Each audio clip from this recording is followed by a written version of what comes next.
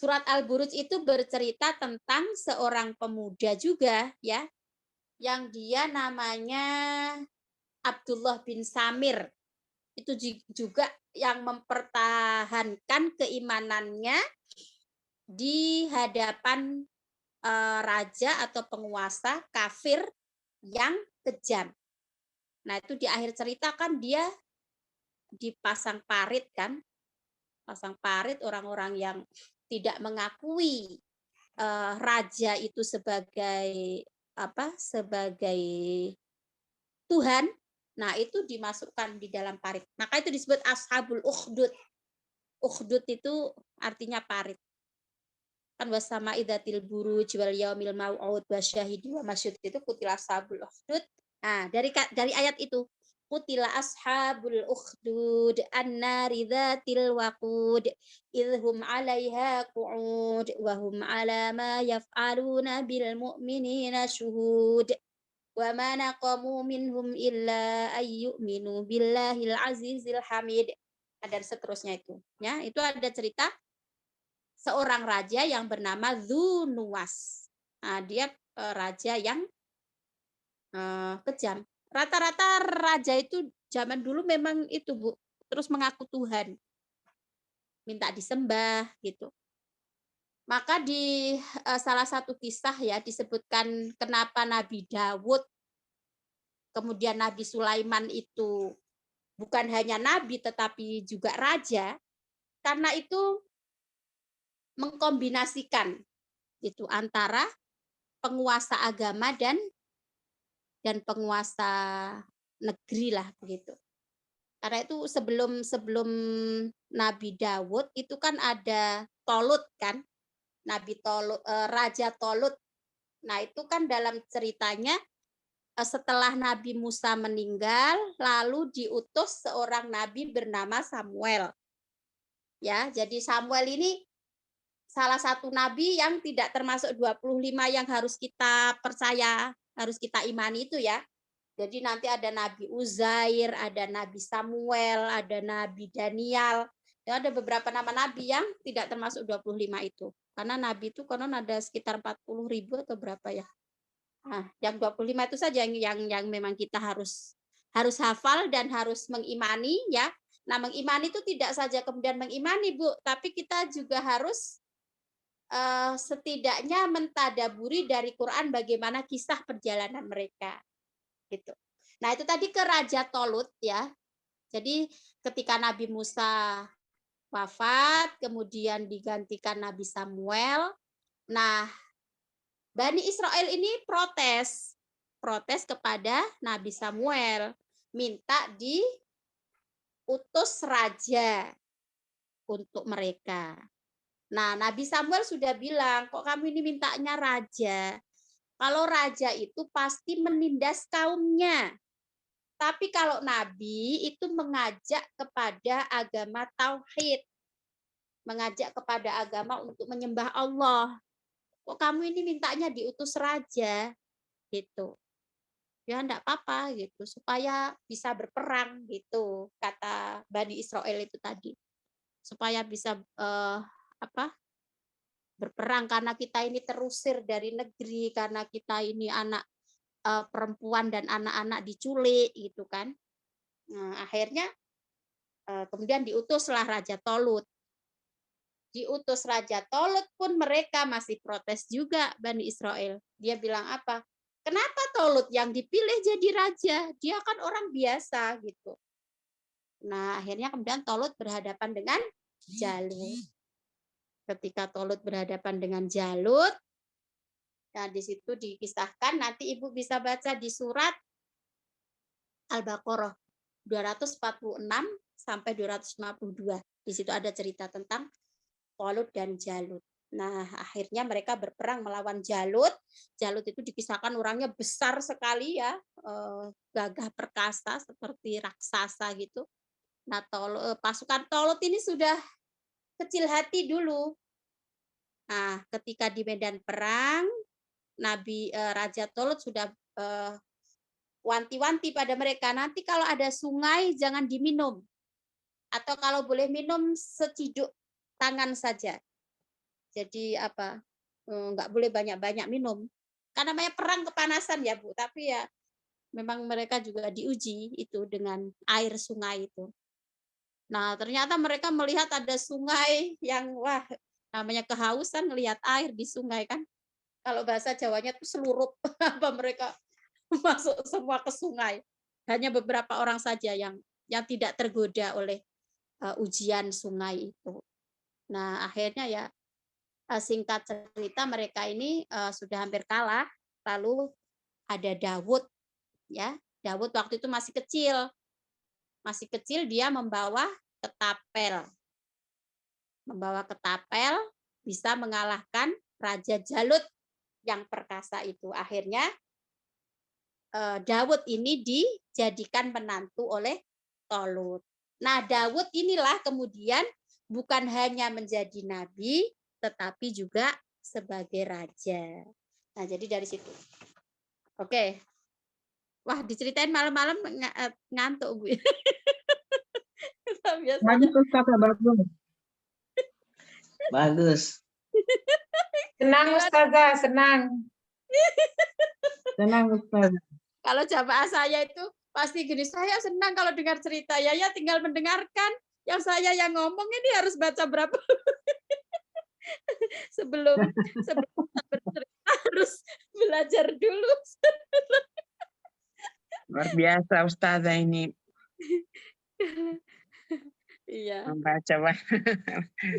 Jadi itu tadi Bu, sampai mana tadi kemana-mana ya. Jadi itu ada Raja Dunuas, ada Raja Dikianus itu tadi, lalu Raja Namrud, Firaun, kemudian Raja siapa lagi yang disebutkan di Quran tuh ya. Ada beberapa yang tidak disebutkan eksplisit namanya, tetapi ya setelah kita membaca sejarah ya dari buku-buku penunjang mungkin tafsirnya atau ini baru kita ketahui nama-nama raja tersebut. Nah, oke, itu tadi ya kisah Ashabul Kahfi di ayat 9 sampai 26. Kemudian yang kedua, jadi setelah 9 sampai 26 itu langsung ada selingan, Bu. Ada selingan ya. Selingan mungkin bicara tentang hari akhir, bicara tentang kesenangan dunia, bicara tentang apalah mungkin ya, tidak termasuk dalam tema kisah begitu. Nah, lalu ada lagi di ayat berapa? Di ayat 32 sampai 44. Itu ada kisah lagi yang di situ disebutkan wadrib lahum mathalar rajulaini ja'alna li ahadihima jannataini min a'nab. Ya. Nah, jadi buatlah permisalan bagi mereka. Rajulaini ada dua orang, ja'alna li ahadihima kami jadikan satu dari keduanya itu jannataini min a'nab. Jadi dia punya dua kebun. Nah, di situ kisahnya namanya Sohibul Jannatain. Jadi ada orang punya dua kebun. Namanya dia telah diberi keluasan rizki oleh Allah, namun ia mengingkari nikmat itu. Lalu kafir ya dengan pemberi nikmat yaitu Allah. Tidak mengimani hari kiamat. Nanti silakan.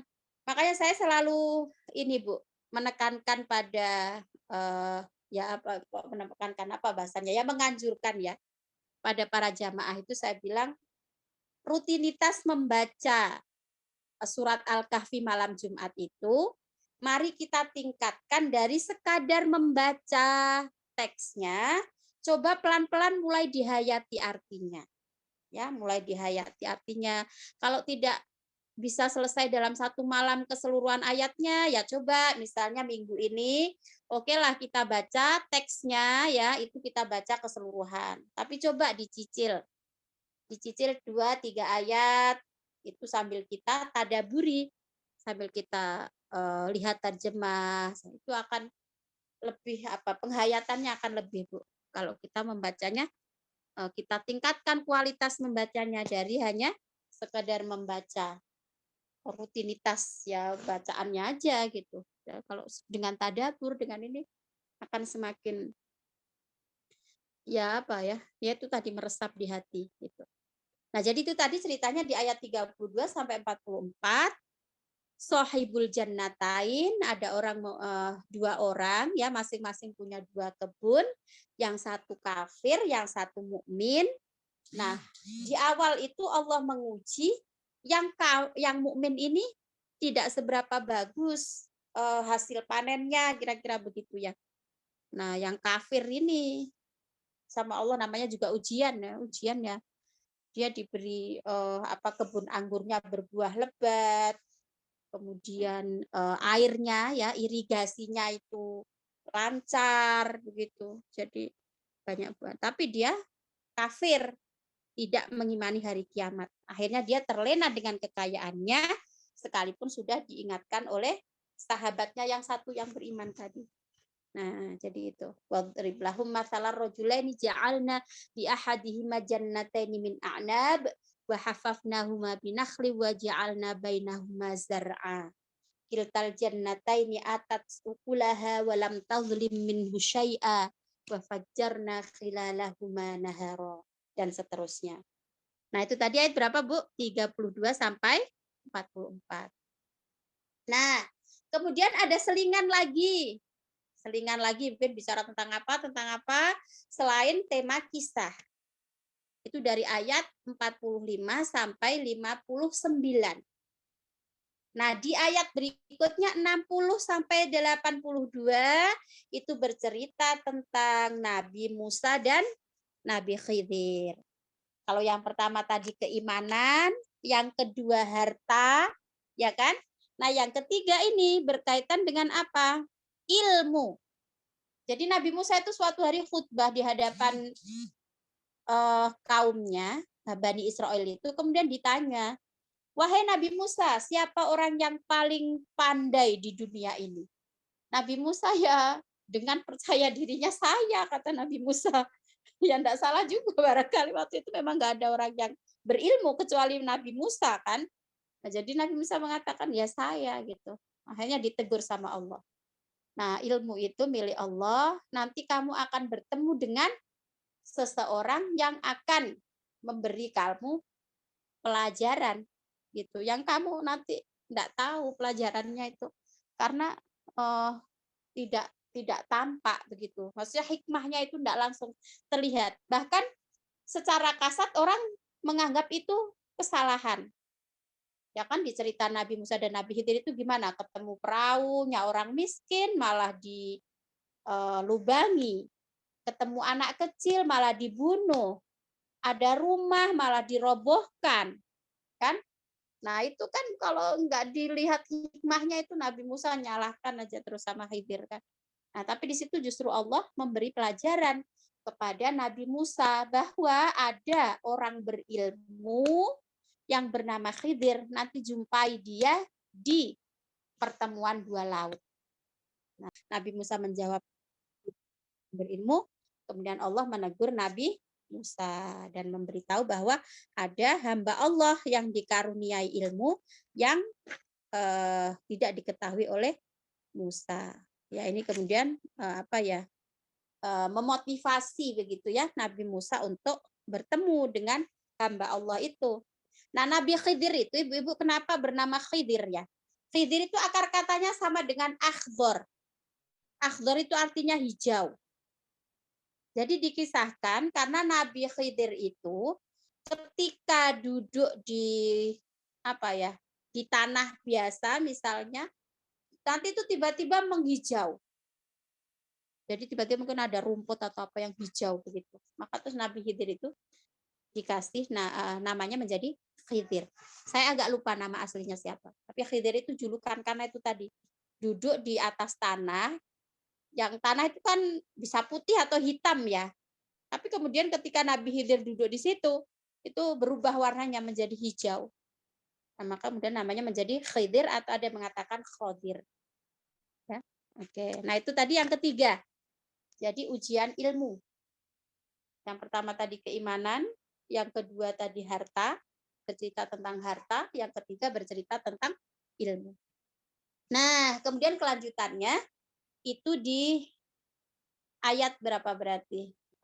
Setelah 60 sampai 82, 83. 83 sampai kira-kira 98. Itu kisah Dzulqarnain. Dzulqarnain ini adalah penguasa. Ya, raja juga. Nah, itu tadi jadi raja-raja yang ada di Quran tadi, Bu ya. Jadi ada Raja Dunuwas, Raja Dikyanus, Raja Namrud, Raja Fir'aun. Kemudian juga ada Raja Dzulqarnain. Bahkan hadis Nabi mengatakan, di dunia ini ada 4 raja. Yang 2 beriman, yang 2 kafir. Yang beriman itu adalah Dzulqarnain dan Sulaiman. Nah, yang kedua itu kafir, itu Namrud, dan satu lagi ya raja-raja dari Bani Israel itu yang tidak beriman.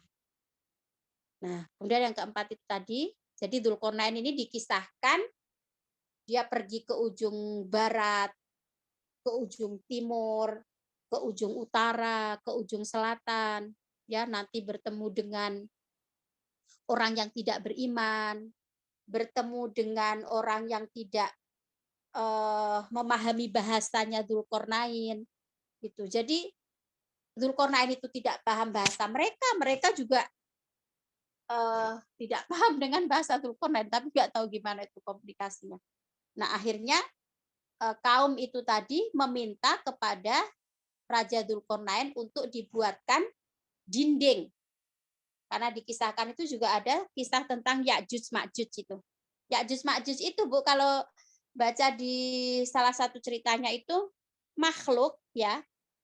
Dia manusia mestinya karena anak keturunan dari Yafith. Saya sudah pernah cerita ya, anaknya Nabi Nuh itu. Anaknya Nabi Nuh kan ada yang bernama Sam, Ham, Yafith, ya kan, selain Kan'an yang sudah populer kita dengar, itu ada 3 itu, Sam, Ham, dan Yafith. Nah, Yafith ini anak turunnya itu ada satu makhluk ya yang bernama Ya'juj Ma'juj itu.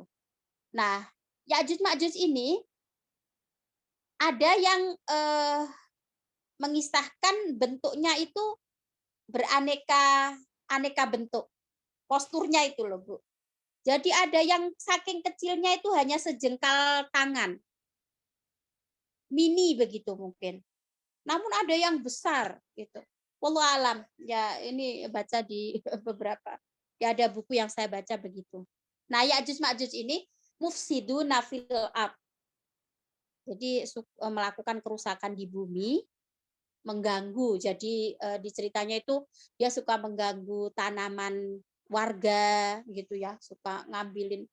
Ya mungkin kalau di cerita si kancil mencuri timun itu ibu-ibu pernah nggak dengar cerita kancil mencuri timun itu kan masuk ke kebun warga terus makan. Nah, kira-kira Ya'juj Ma'juj itu begitu. Jadi melakukan kerusakan di bumi terus mengganggu, suka merampok, mencuri begitu.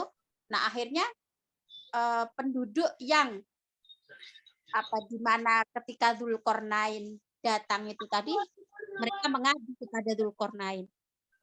Nah, jadi tolong buatkan kami dinding pemisah yang memisahkan kami dengan Ya'juj Ma'juj.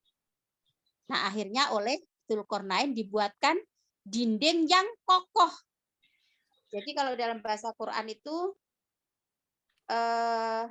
gimana? Qalu ya Dzulqarnaini inna Ya'juj wa Ma'juj mufsiduna fil ard fahal naj'alu laka kharjan ala an taj'ala bainana wa bainahum sadda. Jadi mintanya dibuatkan sadda. Sadda itu dinding pemisah tapi ya kekokohannya biasa saja gitulah, nggak seberapa kokoh ya. Tapi Dzulqarnain ini dengan kekuasaannya dia malah membuatkan rodma. Ya jadi kharjan ala antaj ala bainana wa bainahum sadda qala ma makanni fihi rabbi khairum fa'inuni biquwwatin aj'al bainana wa bainakum rodma. Nah, jadi mintanya dibuatkan sadda yang kualitas bangunannya itu biasa saja gitu. Tapi Raja Dzulqarnain malah membuatkan rodma. Nah, nanti Bu itu ya, yang saya ceritakan ini ketika Ibu membaca surat Al-Kahfi sambil sedikit-sedikit direnungkan gitu. Oh, istilah-istilah tadi. Meskipun misalnya kita nggak cukup waktu kalau mentadaburi semua dalam waktu semalam ya. Itu kan malam Jumat dari pada maghrib sampai mungkin menjelang duhur atau ini. Nah, gitu. Oke, sampai mana tadi, Bu? Jadi itu kisah Dzulqarnain, seorang raja yang adil, menebarkan kebenaran ke seluruh negeri hingga bertemu dengan suatu kaum yang hampir tidak mengerti bahasanya. Namun meskipun memiliki kekuasaan dan kemampuan dalam melaksanakan tugasnya, beliau masih meminta pihak yang meminta tolong untuk berperan aktif membantu beliau. Ya, jadi di situ bahasanya qala mamakani fihi rabbi khairun fa'inuni biquwah. Nah, jadi meminta pertolongan. Jadi supaya ada partisipasi dari kaum itu untuk membantu Raja Dzulqarnain dalam membuatkan rodma itu tadi, membuatkan sada lalu dibuatkan rodma. Nah, tidak terasa sudah hampir 1 jam, Bu, bercerita.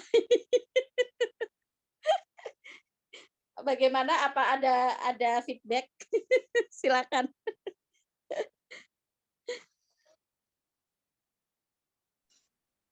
Oke. Saya kira bagus Ustazah ini penjelasannya. Artinya begini, karena apa ya? Kadang juga kita dengarkan penceramah di internal Muhammadiyah seakan-akan tidak menganjurkan membaca surah-surah khusus, ya. Ya saya kira dengan penjelasan Ustazah ini semakin ya paling tidak menambah referensi kami. Tapi yang surat Al-Kahfi itu sepengetahuan saya termasuk yang itu, Bu, ya. Saya kurang tahu sih kalau yang di majelis tarjih apakah ada apa istilahnya ada anjuran khusus atau tidak, tetapi sependek saya mengikuti pengajian di Muhammadiyah termasuk yang dianjurkan. Mungkin kalau kita itu kan yang seperti surat Yasin itu yang masih ini ya, istilahnya mungkin Muhammadiyah masih ya bukan lagi masih ya, kita jarang kalau membaca surat Yasin di malam Jumat itu kan. Itu mungkin saudara-saudara kita itu yang aktif membaca. Tapi kalau yang surat Al-Kahfi itu sependek saya pernah mengikuti pengajian di Muhammadiyah juga termasuk yang ditekankan untuk membaca itu. Ya. Iya. Ya, tapi Makasih. kalau yang ya, tapi kalau yang surat-surat lain itu tapi ada benarnya juga, Marlina, itu saya termasuk yang sampai sekarang sebesar ini juga tidak termasuk yang tidak rajin apa ya istilahnya selain yang malam Jumat itu ya. Seperti Al-Waqiah atau Al-Mulk itu saya juga tidak terlalu yang rajin. Kadang kan ada ya yang misalnya setiap pagi harus membaca Al-Waqiah karena diyakini bisa mendatangkan rezeki misalnya ya, atau gimana itu. Karena saya juga termasuk yang masih mencari kesahihan apa namanya dalilnya begitu. Tapi kalau yang Al-Kahfi ini insya Allah sepertinya tidak termasuk yang diperdebatkan begitu. Afdolnya itu malam Jumat atau subuh itu Selasa malamnya ya?